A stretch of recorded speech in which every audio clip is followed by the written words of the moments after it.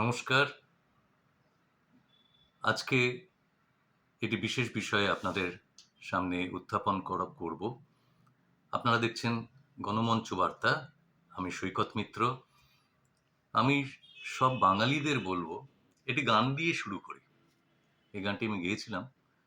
আর কতদিন পিঞ্জরে বসে পাখি সইবে এই যন্ত্রণা, আর কতদিন পিঞ্জরে বসে পাখি সইবি যন্ত্রণা। গেল সাধের জনম, করলি শুধু ভরম, সাধের জনম করলি শুধু ভরম, শুনে নানা জনার মন্ত্রণা, হায়রে শুনে নানা জনার মন্ত্রণা, সইবি যন্ত্রণা। আর কতদিন পিঞ্জরে বসে পাখি সইবি যন্ত্রণা। হ্যাঁ, আমাদের বক্তব্য, গণমঞ্চ বার্তার বক্তব্য। আজকের শীর্ষক, নির্বাচন কমিশনের হিটলারি আচরণের বিরুদ্ধে নিন্দায় সরব হন। হ্যাঁ, আজকে বাংলায় যে ঘটনাটা ঘটছে এবং নির্বাচন কমিশন, বিশেষ করে মুখ্য নির্বাচন কমিশনার যে হিটলারি কায়দায় নির্বাচন করাতে চাইছেন, তার বিরুদ্ধে আমরা সরব হয়েছি। আপনি যদি বাঙালি হন, আপনি যদি নিরপেক্ষভাবে ভোটটা দিতে চান বা ভোটটা হোক এটা চান, তাহলে এই মুখ্য নির্বাচন কমিশনারের এই হিটলারি কায়দার বিরুদ্ধে সরব হন এবং নিন্দায় নামুন, নিন্দা করুন, পথে নামুন, প্রতিবাদ করুন। তার কারণ, দেখুন, ছোটবেলা থেকে দেখছি নির্বাচন হয়ে আসছে। প্রতি 5 বছর অন্তর, সে লোকসভা ভোট হোক কি বিধানসভা ভোট হোক, আমরা 5 বছর পর পর গিয়ে লাইনে দাঁড়িয়েছি, ভোট দিয়েছি। যারা বেশি ভোট পেয়েছে তারা নির্বাচিত হয়েছে, তারা সরকার গড়েছে। এটাই দস্তুর। কিছু যে এদিক ওদিক হতো না সেটা বলবো না, নানান জায়গায় নানান কথা শুনতে পাই।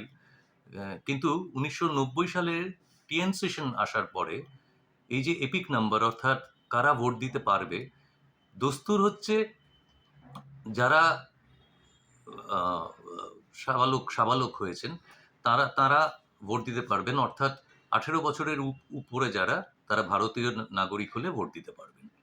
কিন্তু এবারে দেখছি যে মুখ্য নির্বাচন কমিশন কারোর নির্দিষ্ট অঙ্গুলি মানে ইশারায় তিনি সেই যেমন হিটলারের সেই হলোকাস্ট, আপনাদের মনে আছে কিনা জানি না, আপনারা তো আবার ইতিহাস সেরকম ভাবে খবর রাখেন না, কম রাখেন।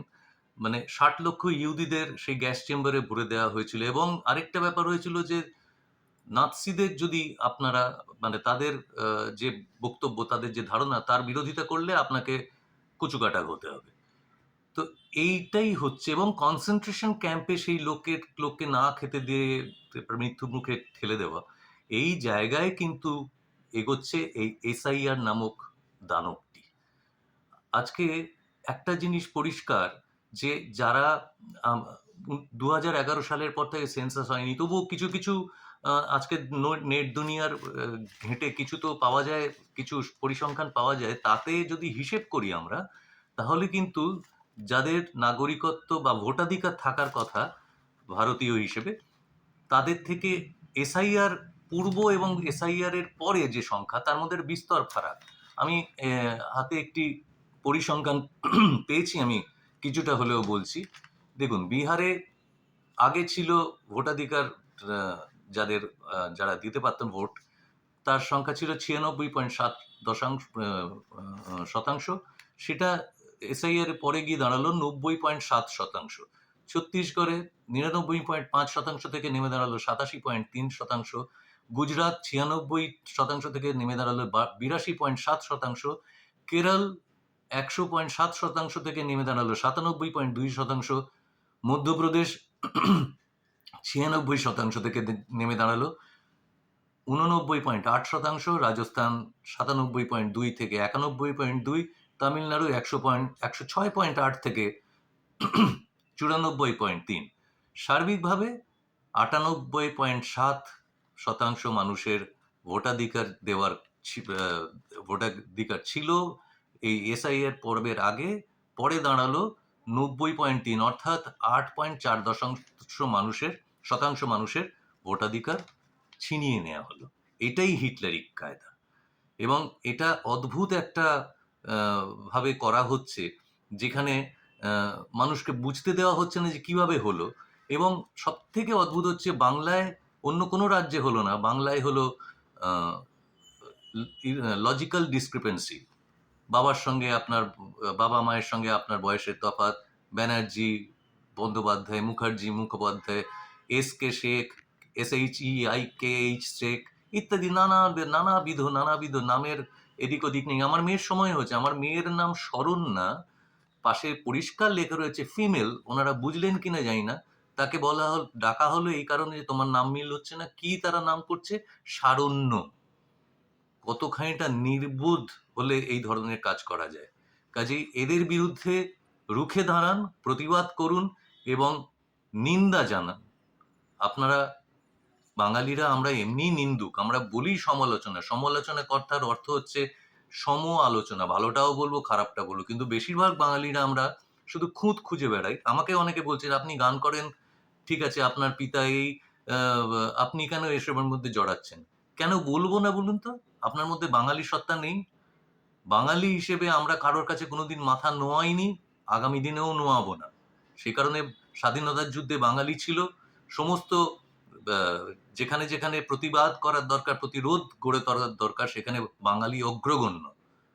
আমরা তাদের বংশধর, আমরা এই প্রতিরোধ করছি, প্রতিরোধ করব, মাঠে নামবো, রাস্তায় নামবো। আপনাদের অনুরোধ, আপনারা ধর্মের চশমাটা ছাড়িয়ে রেখে দেখুন আজকে আমাদের কি হাল। তার জন্য আপনারা এই মুখ্য নির্বাচন কমিশনের এই তুগলকি হিটলারি কায়দার বিরুদ্ধে সরব হন। এইটুকুই বলবো। নমস্কার, ভালো থাকবেন। আমাদের চ্যানেল গণমঞ্চ বার্তা, তাকে সাবস্ক্রাইব করুন এবং সমমনস্ক মানুষরা তাকে লাইক দিন এবং আপনাদের পরিচিত মানুষদের মধ্যে ছড়িয়ে দিন। ভালো থাকবেন, সুস্থ থাকবেন। শেষ করলাম নিবেদন। নমস্কার।